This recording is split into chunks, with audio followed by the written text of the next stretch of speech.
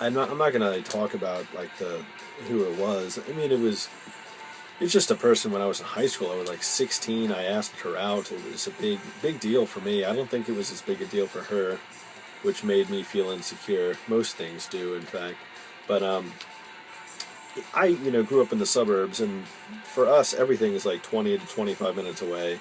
I'm not sure about your situation or even what the Southwest is like. I mean, being a Mid-Atlantic person, we have our own way of doing things, I guess. I don't know. I just don't like to assume that everyone's life is the same. I'm kind of curious if being in the Southwest is that different. I mean, being in Arizona, New Mexico, you can like carry guns around there, can't you? Just like going from Best Buy to a bar. I mean, holding a pistol in your jacket. I mean, is that okay? That you can do that where you grew up.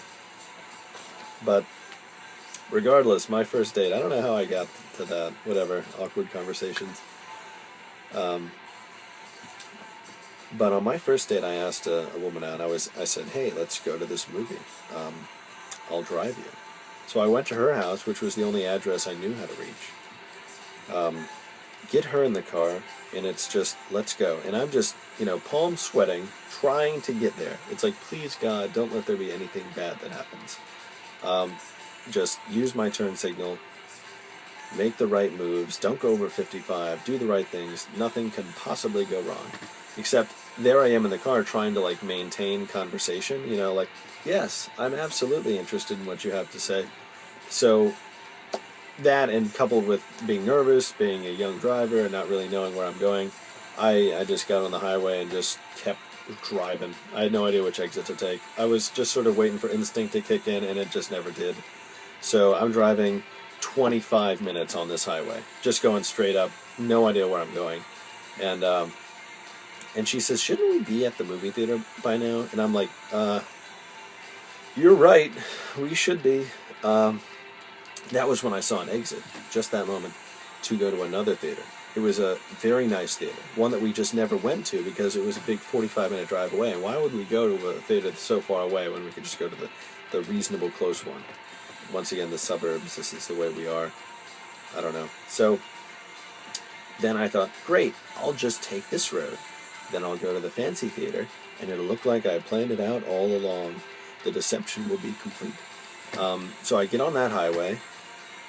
No idea where I'm going because I've never driven to this theater. Just totally guessing, hoping that I might salvage victory from the jaws of defeat. So we're driving, and then I see an exit for a road that the other theater was on. So I'm like, oh shit, I can completely redeem myself, hop on this road, and get there, and it'll be fine. So I do that. At this point, she's just like this out the window, which is horrible. I mean, on a first date, come on. 16-year-olds going like this out the window? No thanks. But we actually do find the theater. We managed to get there an hour late. It took an hour to get there. If you wanted to map it out, the route would look like this, how I did it. Went like this, around, oh, all right, there we go. There. That's how I did it. I have no idea what the movie was. No idea. But we got home in about 12 minutes. I do know that much. Dropped her off, went home. Quick little cry. You know how it is. But anyway, I noticed in your video, here's my notepad again, is I have to tell you, about your dilemma with cars is just, to me, I'm reading it. Maybe this is me. Maybe I'm crazy. I'm just reading it as just a pitch-perfect allegory for relationships. I'm not saying your relationships. Maybe I am. Maybe but it's just you're driving on the highway in a car, and everything is going great. You think it's all fine. And then all of a sudden the car just stops working. But not anywhere. Not in the middle of the highway, but in the middle of an intersection. A place where you make decisions. Left, right, straight. U-turn, who knows? And instead of being able to just move forward, you find paralysis. You cannot even move the vehicle. You can't turn it on to move it. You're powerless to go through this intersection, or to make a right at the intersection even. And then when you bring somebody else into that, you place anybody else into that scenario, they encounter no issues. and look at you like you have no idea what's going on, and like you won't ever be able to relate to anyone else or solve the same problems. I don't know. Seems like an allegory to me. But maybe that's just my personality. I think it's actually pretty pretty nice. I might steal it. Might steal your idea. No, I wouldn't do that. I'm just playing with you. Anyway, Laura, I should tell you that you really don't have to worry about me getting on a lawnmower anymore. I'm not allowed on lawnmowers, so don't even worry about that. But anyway, yeah, as you said, I do have plenty of emotions, actually. To be perfectly frank, it's kind of a funny thing. I don't really share emotions that well, because maybe this is just part of what makes me awkward and part of what makes conversations with me awkward. But I'm always thinking about things and thinking about what's happening around me in a way that kind of takes me out of the moment. I'm sort of standing over myself, looking down on me as I'm behaving and acting, and questioning my motives and the motives of those around me perpetually. It's like nothing, I don't know, nothing's quite simple enough simply to exist. There always has to be some motivation behind it from one party or another, and it makes you kind of insecure. I mean, for a while I was, still, insecure about my personal appearance, my taste in movies or music, feeling inadequate in comparison to other people, and that's not even anything. That's just scraping the surface. I don't know. I'm not really one that can be very open with people in general. I mean, this is pretty much me being open. I don't know. I get the impression from you, Laura, that you have a lot of things on your mind that you can't always share, don't always feel like you can share with other people, and I don't know. I've said I don't know about 1,000,000 times, and that's the funny thing about talking, about conversations, about these things.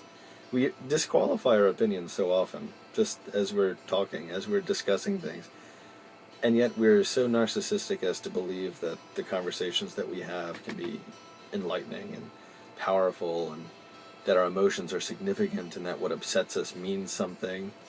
And yet here we are doubting that our feelings mean anything at all, as though there's some illusion symptomatic of something larger than us that we can't control, and we've just been bestowed with, and we have to deal with like a kind of injury. But in the end, and this is my feeling on the matter, emotions are really the only thing that is real in our society, in the way we relate to one another.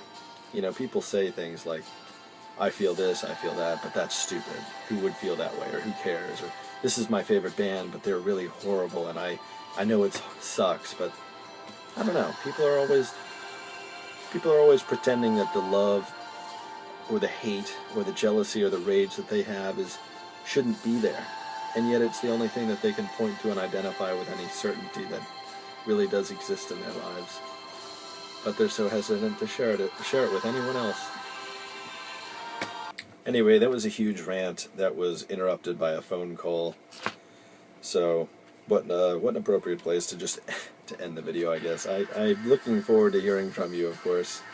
I really do enjoy your videos, and if you actually do get leg warmers, I will also get leg warmers, and we can compare. I'm very serious about this.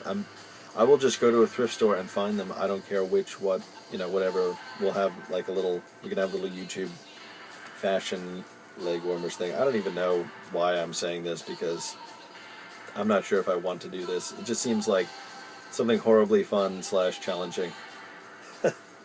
But anyway, I hope you're doing well, Laura, and I hope to hear from you soon.